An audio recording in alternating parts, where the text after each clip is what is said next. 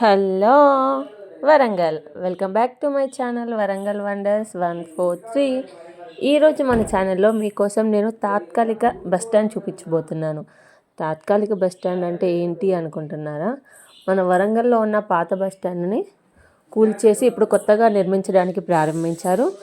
అది ప్రారంభం జరిగేలోపు బస్సులకు ఎలాంటి ప్రయాణికులకు ఎలాంటి అసౌకర్యంగా ఉండకూడదని చెప్పి తాత్కాలిక బస్ స్టాండ్ నిర్మించారు. చూడండి బస్ స్టాండ్ ఎంత బాగుందో, బస్సులతో కలకలలాడుతూ.